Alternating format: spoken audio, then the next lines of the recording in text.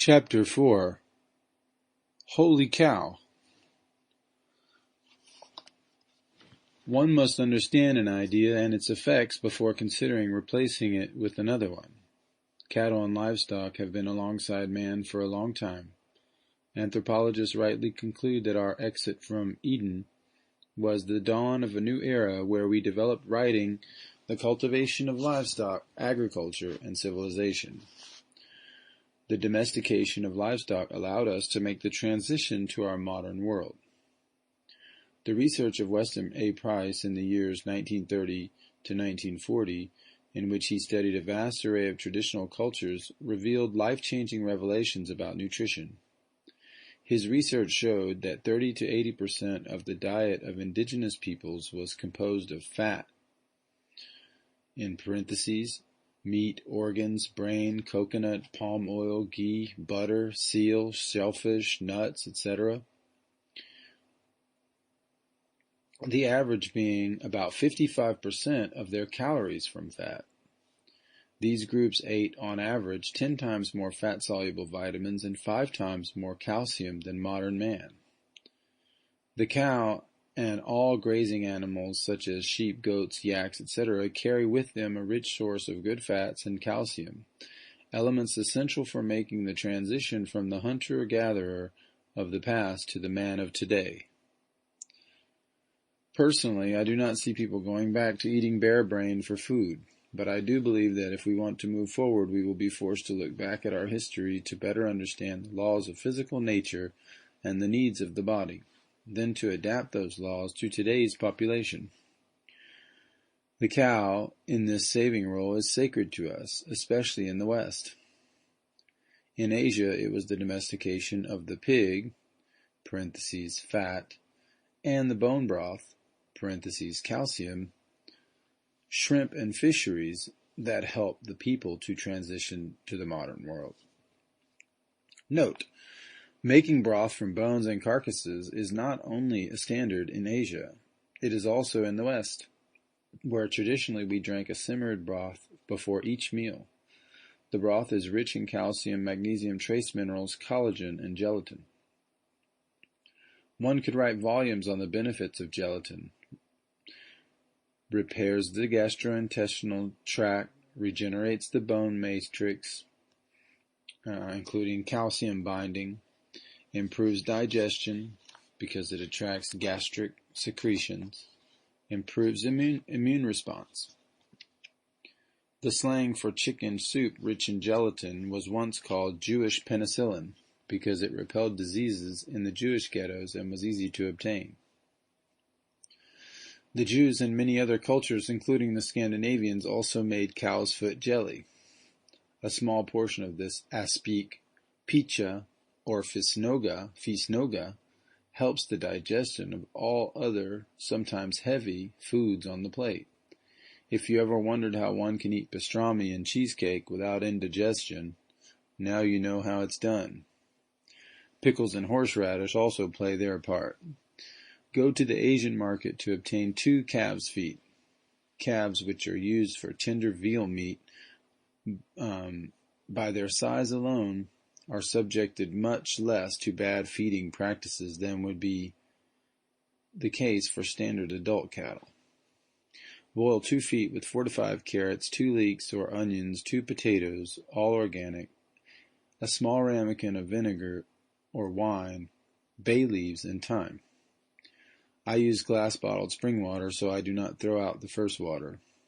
Remove all the scum that rises to the top with a mesh, then reduce to simmer for 10 hours. Then strain into a glass container and put in the refrigerator. You can cut into squares and decorate each with a lemon wheel. These can be served with any meal or sliced into a sandwich with meat, homemade mayo, and a pickle slice. It's like a more portable form of bone broth, an inexpensive superfood.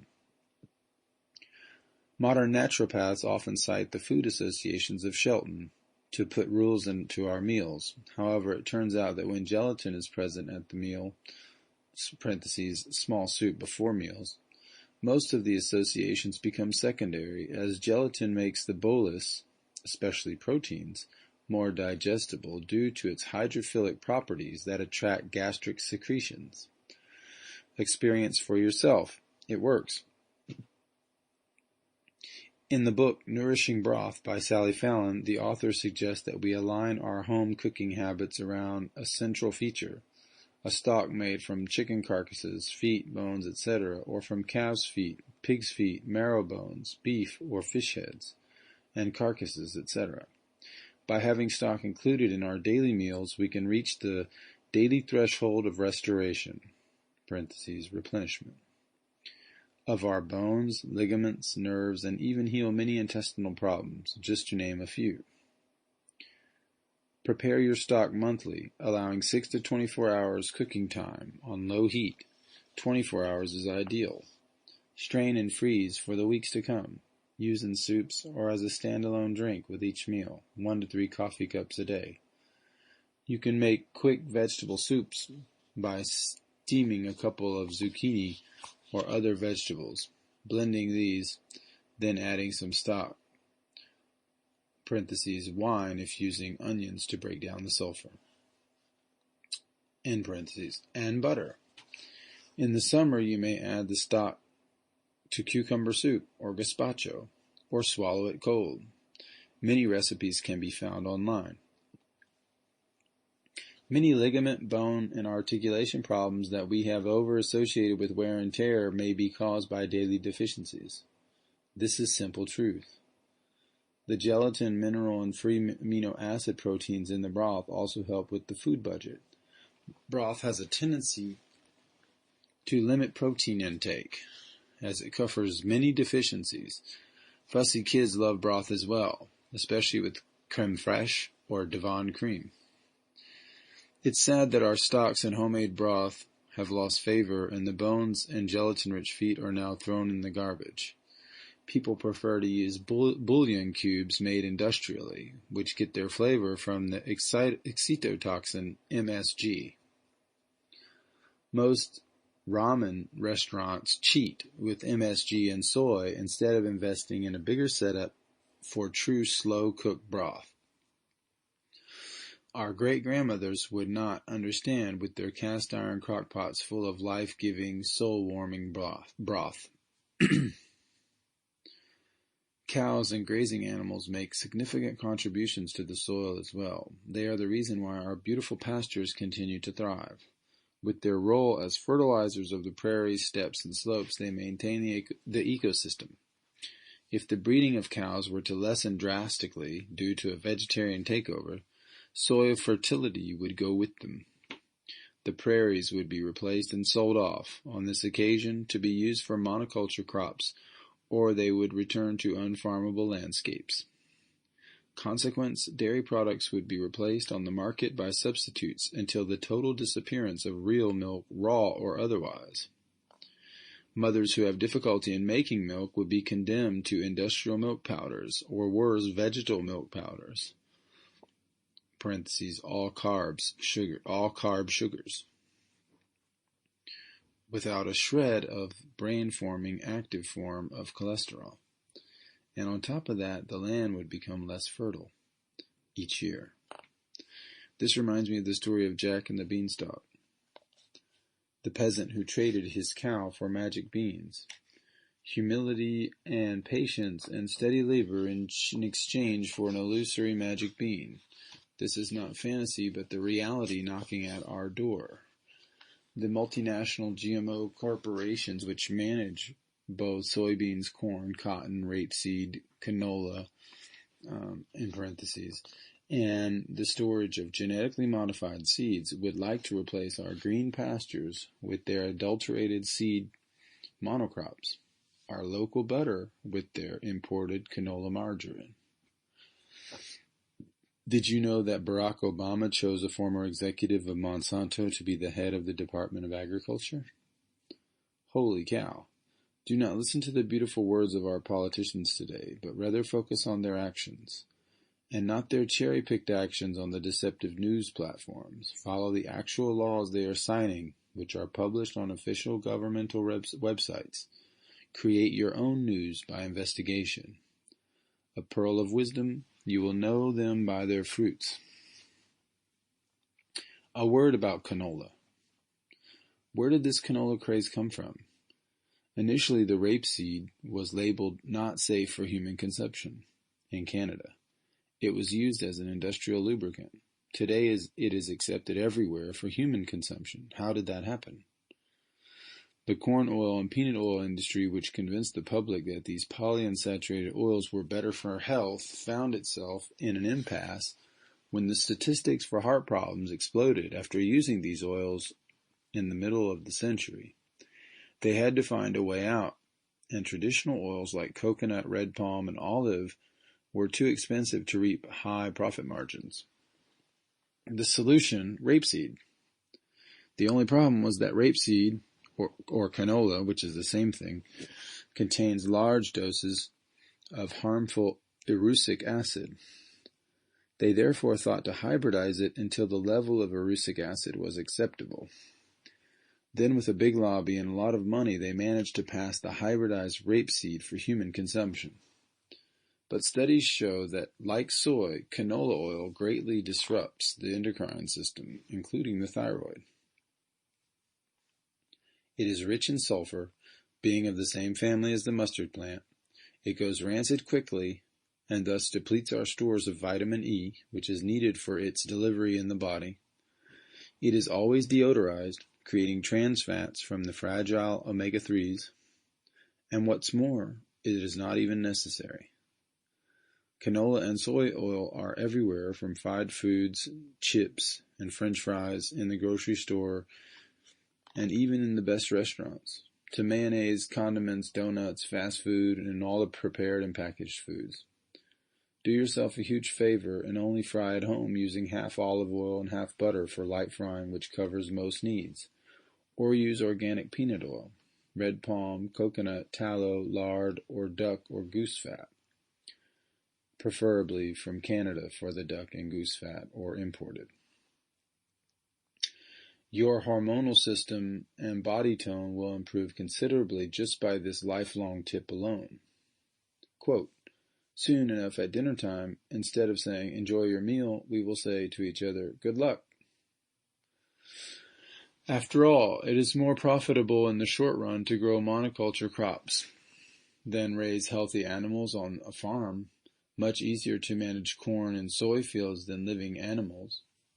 So if we can make people believe with selected studies, propaganda, and advertising that non-traditional product X, soy for example, is cheaper and healthier, no harm is done, right? We often hear the argument that prehistoric man did not drink milk, and therefore it is better left alone. Native Americans who survived without milk had the habit of making a sort of gruel from simmered bones and the feet of their hunt. They even made a sort of homemade milk by crushing the bones after a very long simmer, with which they mixed in the bone marrow to make a creamy milk-like liquid for the tribe, especially the children and nursing women. So even without milk, they understood the importance of the combination of fat and calcium and went to great lengths to ensure the health of their generations to come. The argument in favor of the paleo diet also ignores the fact that the world has changed since that time, insofar as the possibility of hunting and the reduction of the large species of the plains. So this philosophy, even if I agree with some aspects of the paleo diet, do not take into account all the facts in the evolution of man and his surroundings. Agriculture and grazing animals were needed to make the transition from the hunter-gatherer era to the world of today.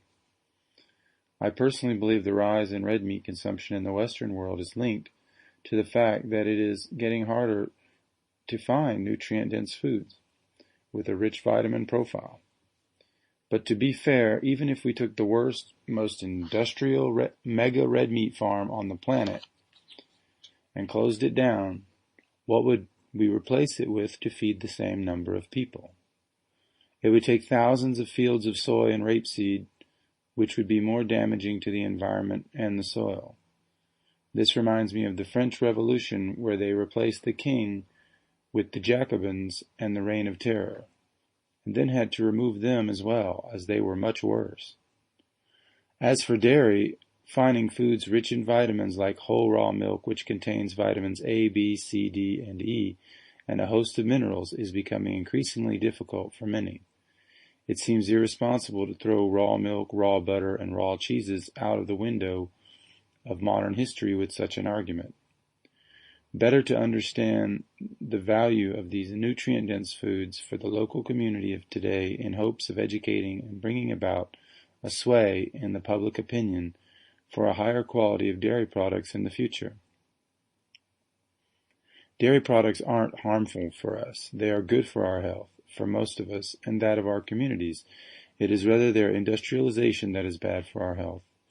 Pasteurization, hybridization of non-rustic cattle contributing to A1 hard-to-digest milk proteins, allergenic milk powders, high-temperature processing, the skimming off of their vitamins, skim low-fat milk madness, estrogenic soy feeding practices using soy oil, soy meal, canola oil, and pulp feed, the industrial hybridization of our cattle breeds, the lack of know-how to make dairy products more digestible, homemade kefir grains, slow and natural fermentation in caves, homemade curds and whey, etc., are all elements which need to be understood and corrected. However, lucid people with common sense are out there, and good, unadulterated dairy products are still available today through a variety of avenues. For example, imports from the Alps to Latvia, from import shops to Russian, French, Italian, or Persian shops, or whatever you can find. Cooperatives, direct networks, Weston Price chapters, farmers markets, health food stores, cheese artisans, through direct sales of farms online. Many products are even available in supermarkets. Alternatively, you can buy a couple of goats as pets. Bah. Some interesting facts about milk. The dairy industry today pasteurizes almost everything, and it is an industrial pasteurization. This is not grandmother's gentle heating using a bain-marie double boiler. Milk from different herds are almost always mixed before the making of our cheeses. Rustic races of cattle, mountain breeds, local breeds, less hybridized breeds, etc., are increasingly rare. Examples: Jersey, Brown, Swiss, Montbéliard, Abondance, Guernesey, Normand, Devon, Aubrac. Let us not forget sheep and goat's milk, raw or fermented, which can work when other kinds of milk may not, depending on the child or adult's needs. The intense hybridization of imported breeds, parentheses, the Holstein, black and white cows, in parentheses, has reduced milk quality and digestibility. The levels of beta-casein, A1, a milk protein which is one of the most difficult to digest, increase in direct correlation with the breed mixing and hybridization with non-rustic cattle, usually the Holstein breed. Outside of the estrogen-laced milk digestion problems, A1 beta-casein proteins are a leading cause of milk indigestion. A2 beta-caseins producing cattle, with their more rustic profile, are becoming increasingly sought after for alternative milk production by artisan farmers. Far-reaching, highly motivated studies, like the famous China project, Project Campbell, employed limited response questionnaires. The ill effects attributed to milk casein, as demonstrated in the study, came from samples of casein powder which has been oxidized through atomization, is harmful and not found in nature. Curiously, the conclusion of this study is the recommendation of soy as a substitute for dairy products. How subtle. The milk powders and milk proteins are used in the dairy industry to hide the fact that our modern milk has lost the thickness, body, and texture it once had. Be careful, because these milk powders are heated and dried at high temperatures, parentheses, atomization, which results in a form of oxidized cholesterol, harmful to health, especially infants. The bovine growth hormone, created and injected into today's cattle, as well as soy or canola feed, causes an imbalance of hormones naturally present in milk, estrogenic. Green grass of the pastures is used less and less as livestock feed. They are often replaced by soybean and canola pulp and dried up cereal grains, along with an overuse of silage, dead grass, which acidify the digestion of the cows. This, along with antibiotics in their food supply, promotes salmonella in their feces and increases their infections over time. The way we treat today's industrial livestock shows that they are considered a product and not as a living being. Our traditional foods such as milk, kefir, whey, fermented milk, buttermilk, raw cheese, and raw milk have been lost, being denatured by pasteurization. Pasteur himself would have found it excessive. After all, he did admit near the end of his life that his lifelong adversary, Antoine Béchamp, was right. It was the inner terrain that took precedence over the outer bacteria. So why all this pasteurization madness? Have you ever taken the time to untangle the origin of this purely economic heist on the people? I propose here a short summary of an article by Roy Schmidt. It reveals the hidden truth about the pasteurization of milk. Quote, "By trusting our intuition, we often avoid disaster." The milk controversy which led to the milk problem during the 1800s to early 1900s was a nationwide debate. This milk was implicated in the mortality of newborns, which was at the rate of 50% at that time on the East Coast. The milk in question was from the swill dairies, suburban dairy farms that used the inexpensive mash of cereals which were left over from the production of alcohol to feed the cows. As a result, the milk from these cows changed dramatically. This denatured and acidic raw milk, prey to infection, caused an epidemic among urban populations on the East Coast of the United States. Two men came to fix the problem, a physician, Dr. Henry Coit, and a businessman, Nathan Strauss. Dr. Coit created a network of solidarity among the medical community to have milk medically certified, ensuring by association that the cows remain in their natural element, the pasture. This medical milk was used against diseases such as tuberculosis, diseases of the blood and nervous system, but also for convalescence in general. The milk cure, where one drinks only raw or fermented milk for 3 to 5 days, can be found in the medical literature in the West at this time. I did one myself, to much success.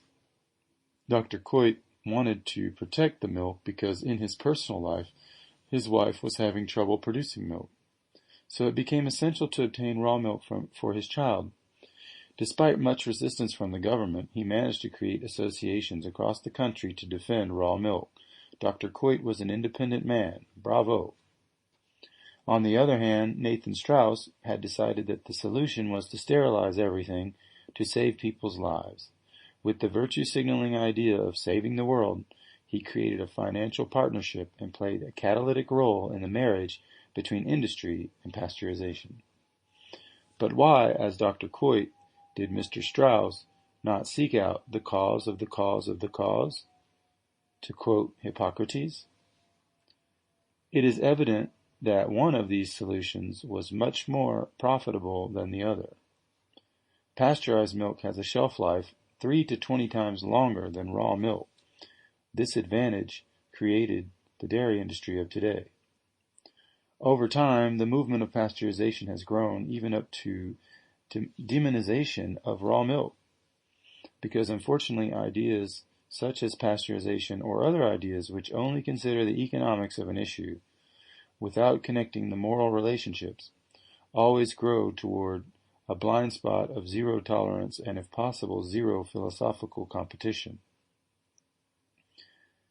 The panic of bovine tuberculosis was based on studies of standard milk, i.e. the industrial milk of the time period, showing its ability to carry the disease. No one tested clean raw milk from pastured farms with proper hygiene. So often in studies, we see relative risk numbers which pretend to be actual absolute numbers. For example, they will state that there is a 41% increase in your chance of getting such and such a bacterial infection if you eat a particular raw food. But what they leave out is that your initial chances were 0.00025%. So if you had a 41% increase, it's still an insignificant actual risk factor. They did this trick to regulate tanning beds, which I believe were helping some people to rapidly increase vitamin D levels. And I have used them to this effect myself in moderation. Another trick is to leave out critical information, like a recent study showing that vegetarians had less incidence of diabetes, yet they left out the increases in many other diseases and causes of death. Don't be fooled by this false highlighting, bait and switch. Statistically, we face a higher risk of being attacked by a terrorist than of getting infected by this disease. It is infinitesimal.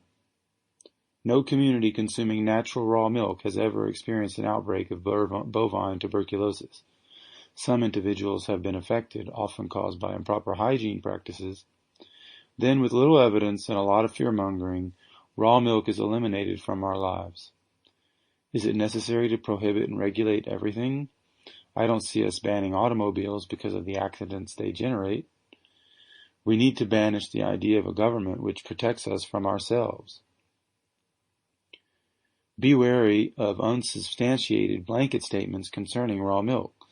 Dairy products contaminated with bacteria such as Listeria, Salmonella, and Toxoplasma are statistically speaking always pasteurized.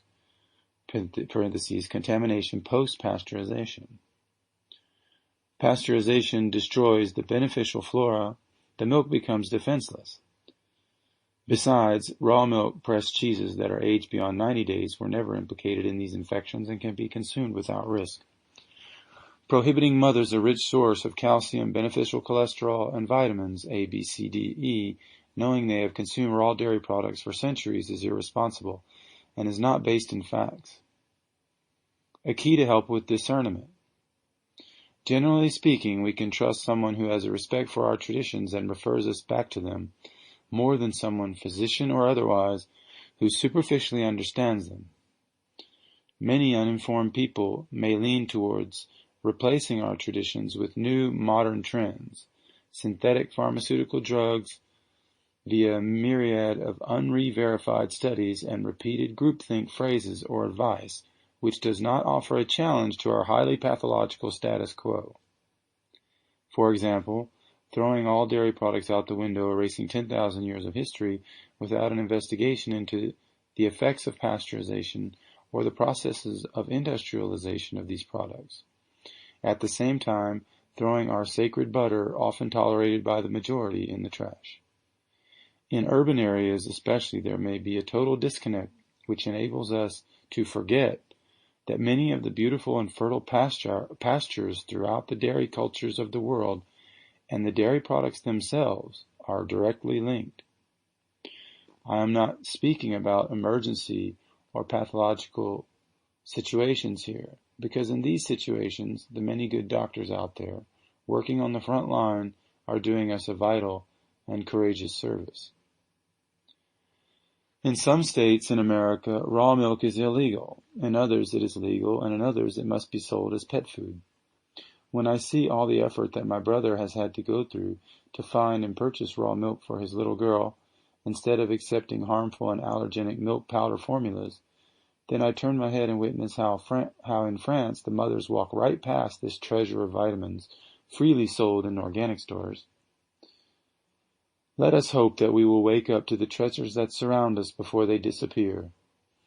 In some parts of Canada, you may be fined $25,000 because you have fed your child with raw milk from your own farm.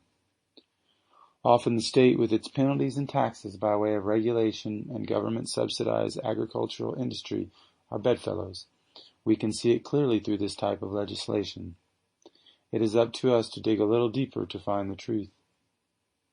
The next time someone advises you to stop all dairy products, ask them if they have ever worked with raw milk with their own hands to make yogurt or cottage cheese, curds and whey, homemade kefir, fermented milk, etc. Often such advice is given by those who personally have never dared to make any use of this noble whole food. However, pasteurization does not just stop with the milk. Look at our juices, condiments, beer, nuts, grains, cereals, spices, frozen food, supplements. The secrets of the industry will continue to harm us until we have seen them clearly. The first step is to admit there is a problem.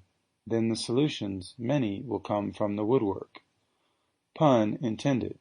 It has recently been proven that traditional wood barrels for milk and butter making produce less E. coli bacteria than stainless steel due to the fact that the woodwork harbors friendly bacteria.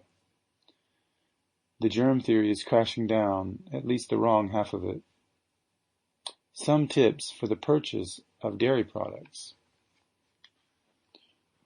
Buy cheese from rustic cattle races like the Tarentaise, Abundance, the Brown Swiss, Jersey, Devon, Terrine, Normand, Guernesey, and the Montbéliard, or also cheese made from sheep's milk or goat milk, unsalted farmer's cheese from Russian shops which come from eastern soils, imported creams and butters to avoid USDA estrogen-laced milk. Mix Devon cream with water as a type of milk for muesli if there is no good fresh raw milk. Local cheeses could be purchased as well according to their digestibility and production practices. Prefer products made from raw milk when possible, non-pasteurized, non-heat treated. Take imported iodine-rich butter daily. Always prefer unsalted butter. Butter has a therapeutic value in the elimination of toxins. It contains little lactose and is well tolerated by the majority of us. We need to welcome back this sacred food. At the beginning of the century, we ate on average 350 grams of butter per week, per person, spread out into our daily purchases without obesity, diabetes, or heart disease. That's 3 to 4 tablespoons a day. Butter is an essential source of vitamin A, D, E, selenium, and iodine. If you have difficulty digesting fats, at first this can be improved. A good supplement of digestive enzymes like lipase, choleretic bile-producing plants, ox bile tablets, varied bitters, iodine, ginger, apple cider vinegar mixed with raw honey, or other similar daily assistance can help. Choose products from cattle raised on pasture and during periods of frost fed with whole grains. Avoid dairy products from the Holstein cattle, the standard black and white cattle. They have been crossbred intensively to create a race which could produce abnormal quantities of milk and adapt itself to an industrial grain and soy-based diet. At the health food store, often the most expensive cheeses are the best because of the purity of the race used. Some examples like Beaufort Alpage, parentheses, all alpine Alpage cheeses are of high quality due to the high altitudes and fat-rich pasture found in these regions, giving the cheese a richer nutrient profile. In parentheses, Summer Beaufort, Abundance, Swiss Gruyere, Appenzeller, Roquefort, Fribourg, Etiva, raw sheep cheeses, raw goat cheeses, local high-quality cheeses, etc. Fresh cheeses without added salt, made from raw milk, are ideal for some people with a compromised digestive system, always accompanied with butter to prevent any constipation associated with cheese. In France, butter is always served with cheese, or cheese is always served with butter. Forget the dogma that raw milk is not a good source of calcium. The destruction of phosphatase in milk It is a marker used by the industry to ensure that the pasteurization is complete, but the phosphatase is essential for calcium absorption. The lactase, an enzyme that digests lactose, is destroyed by pasteurization and makes it difficult to digest milk. This is one of the reasons for lactose intolerance in our modern world. For ice cream, see my small batch guidelines in subsequent chapters. It is worth it to do it right, especially now that they are finding glyphosate, a toxic carcinogen, and GM sugar, parentheses, cavity forming, in many commercial brands, along with the estrogen-laced soy-fed milk base. Follow your intuition and your ancestors. Personal example. I had a hard time digesting cheese made from sheep milk and goat milk, especially when they were liquid or soft cheeses. Parentheses, lactose is in the watery part of the cheese, end parentheses, until I discovered salt-free cheeses from sheep or goat milk. It is possible that the salt added to the milk during the cheese-making process can inhibit the proliferation of certain bacteria which predigest lactose for those with compromised digestion. Low iodine creams, milks, and cheeses may also play a part. It may also be a beneficial effect of tryptophan, which makes one tired. There are no hard and fast lines as we evolve. It's all about balance. Lithuanian or Russian farmer cheeses from Euro-Russian shops which do not add salt, homemade curds from Jersey milk, coastal if possible, or some artisan ricotta, cottage, or buffalo cheeses are used by the body to detoxify certain toxins. An overlooked feature here, like with geophagia, the eating of clay, is the mechanical aspect of food, which the body uses to unload certain toxins. Salt may inhibit this offloading in dairy products. Every substrate the body can use differently for detoxification. Organic cow cheeses, rustic cattle races, were not a problem for me in moderation, and they correspond roughly to the food of my ancestors. For others, it may be the opposite. Nothing beats experience. If you have a problem with dairy products available in the stores, try fermenting raw milk yourself, or making kefir, whey, yogurt, cottage cheese, or curdled milk. You can also make your own cultured cream cheese. Buy some raw milk, parentheses, Jersey, Devon, sheep's milk, or high grass, no GM, no soy-fed cow's milk, end parentheses, and let it sit 3 days covered in a bowl at room temperature. The warmer the better. Then once solidified, pour into a colander or a thin cloth and let it drain overnight. The resulting cottage-style cheese and whey will change your perception of milk forever. The whey may be used with 4 to 5 parts water to feed your plants or fermented into a sparkling fermented drink. It may also be used to ferment faster on the second round, leaving the cream sweeter. The Amish would leave the cream and curds in a basket, which would swirl around in the cold river, and the cream would stay fresh and sweet this way. Refrigeration can be applied here. Store-bought cottage cheese and yogurt are made with specific lactic ferments which break down the milk much faster than homemade dairy products. But personally, I find them less tasty and more difficult to digest. When we follow nature and take the time, it is always better. Over time, you can even improve your intolerance, provided that your gut epithelial cells are not pathologically damaged. Sometimes digestion is delicate because we need to learn how to combine and cook things right so that we arrive at the maximum digestibility.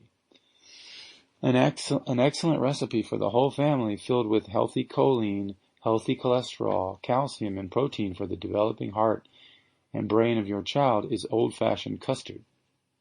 Take a quart of raw Jersey, raw sheep milk, or no GMO, no soy-fed local cow's milk. Add 7 farmer's eggs. Add 80 to 100 grams of coconut sugar, rapadura or maple sugar. Add some scraped vanilla bean pod, Mix for 1 minute by hand, then cook in the oven at low heat, 275 degrees, for 1 to 2 hours until golden brown. You can add less sugar and make homemade caramel burnt sugar on the side if you prefer. You may also add a couple tablespoons of coconut flour for a spongier consistency. This colloidal combination of eggs and slow-cooked milk allow for a much easier digestibility of milk protein for most people. Note: if you have damaged epithelial cells, intestinal porosity, or if you suffer from allergies and intolerances, gluten, dairy, etc., you can find powerful probiotics in the refrigerated section of some specialty shops, or drink lacto-fermented sauerkraut juice daily to begin the process. Other more diverse, high-quality probiotics may be found by way of a good naturopath. Most probiotics on the market are not effective because they are separated and filtered with a centrifuge that makes manufacturing cheaper but damages the bacterium. Finally, search out the GAPS diet protocol on the internet to start repairing the gut. If you have thyroid issues, as I had, you may need to stop all dairy to facilitate a healing window using other animal products for calcium in the interim, such as herring, 24-hour bone broths, chicken boneheads, seafood, oysters, anchovies, daily tahini, and butter on pumpernickel bread, toasted almond soup, parentheses, ajo blanco in Spanish, etc. In any case, yellow butter, raw if possible, clarified butter, ghee, parentheses, contains less lactose, less casein for those with compromised digestive systems, the grainier the better, in parentheses. Fermented cheeses such as Emmental or Swiss Gruyere, parentheses, the labyrinth of holes are witness to the intensity of the fermentation, which is to say predigestion, in parentheses. And slightly acidic kefir yogurt are the dairy products which seem to work for most people. For aged cheeses, such as Italian Parmesan for calcium, you can bake Parmesan into crisp, which removes the allergen fermenting, if you are sensitive. Many cooking techniques can reduce the agglutination properties of our allergenic proteins. The Norwegians use caramelization to concentrate the minerals in their Gjetost brown cheese. From pre-soaking, fermenting, and marination, to the double-cooked artisan bagel, to toasted flours, to fried breads, baked cheeses, to using air to fluff cream, or to freeze cream, using cognac to break down the cream, using eggs' colloidal properties to create a gelatin-like gradual assimilation, parentheses, custard, pork or veal gelatin cubes, parentheses, aspic, with foods, whisking water and heat into butter to make white butter sauce and lessen lactose. We have endless culinary possibilities to lessen these allergies. As for milk, even if some who suffer from allergies cannot partake in daily raw milk consumption, some of these may still be able to have a weekly or bi-monthly liter of raw Jersey milk. Or if needed, slow ferment the milk to make curds and whey, which can be found at the farmer's market or local WAPF chapter. For example, take a glass before bed, and if there is some rising mucus, it doesn't always mean we must abandon the practice.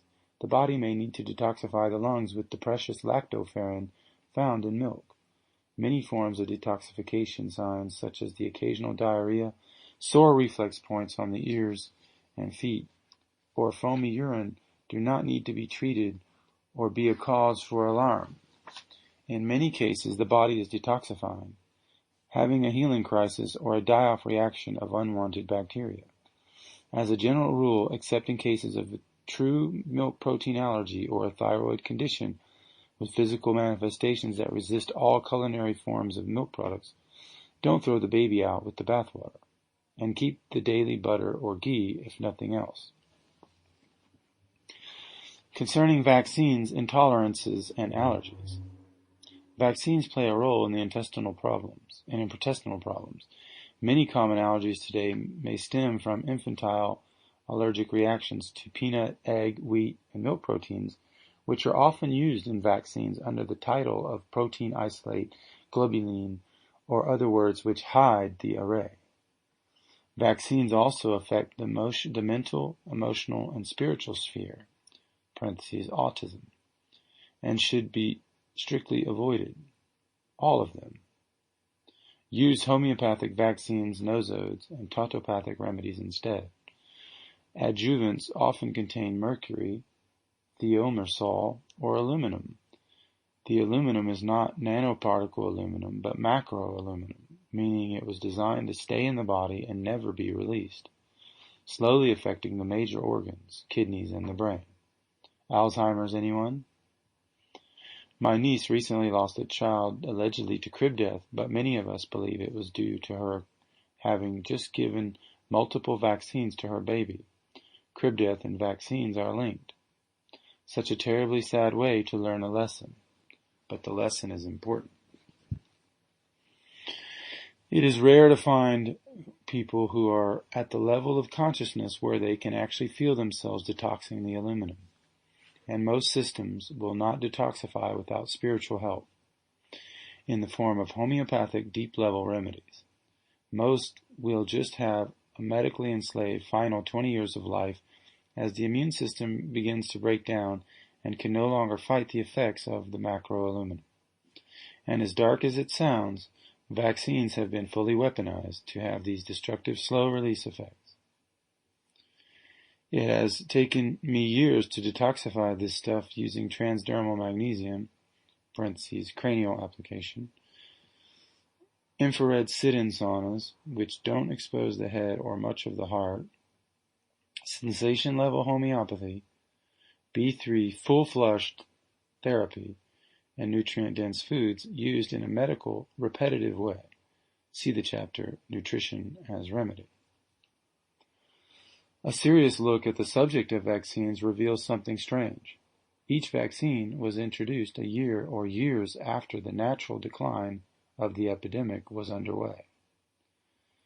The collective human immunity and personal hygiene resolved the epidemic, and the pharmaceutical industry takes the spotlight.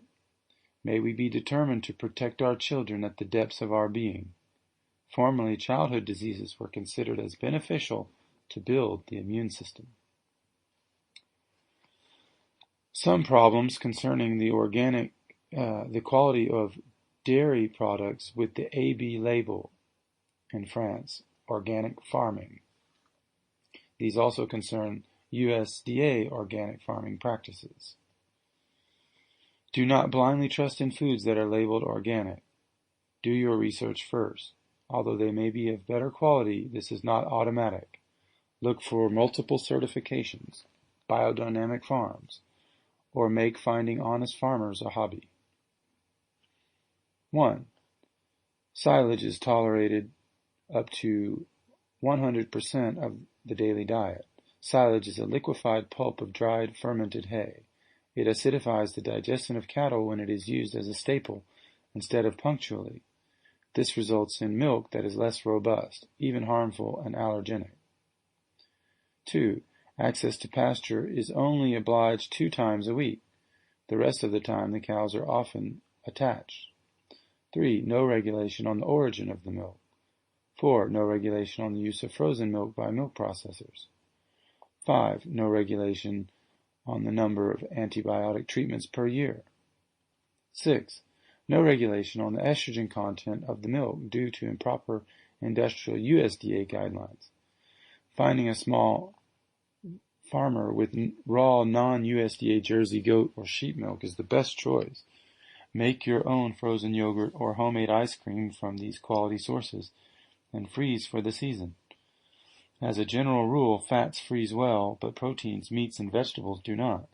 Ice cream is easier to digest than raw, unwhipped cream, as it is cooked first, blended with the colloidal properties of eggs, and then frozen. If it is USDA approved, then read labels and contact the farm to assure that no GMO feed parentheses, no-GMO labeling, non-GMO labeling, does not include protection against the ubiquitous glyphosate found in many organic products, however, in parentheses. Soy meal, soy or canola oil or pulp is used to avoid estrogen-laced milk. You may be able to find Jersey cream, imported Devon double cream from the UK in glass jars, or if nothing else, mascarpone from Italy at the supermarket.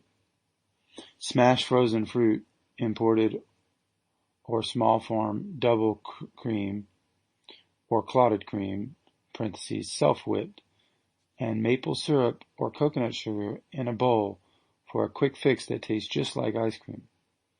However, cooking the cream in the oven with mixed beaten eggs before freezing makes it much more digestible. The combination of double cream cooked with beaten eggs and a neutralizing only amount of sugar, maple sugar in this case, add more for kids, gives you a delicious dairy product which is free from soy to estrogen overload.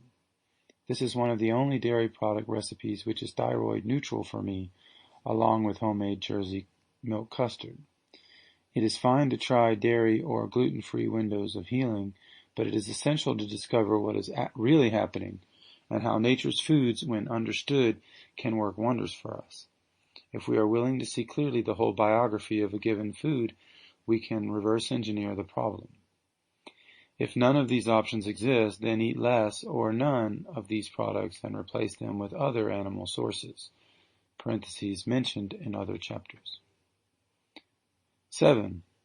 Microfiltration and pasteurization tolerated, ignoring studies on how they affect our health. Microfiltration is an industrial process. It begins with the separation of the cream, which is sterilized at temperatures higher than pasteurization, while the remaining skim milk passes through a filter. Then everything is remixed back together. 8. Unfortunately, the rustic and local cattle races are not recommended in organic farming or in commercial farming in general due to their reduced milk production in comparison to the imported Holstein breed. We must not forget that it is not the concerned citizen who writes the restrictions for organic certification, but the industry. Agreements are reached between the state organisms and the existing industry through intense lobbying. The organic raw materials and items found in organic shops use the same distribution network as conventional products, thus fostering the growth of the mega industry at the same time. Organic foods are a smart investment for all sorts of corporate buyouts to try to find resources in the small communities or local chapters in our area as well, and farmers markets. This is the truly sustainable choice.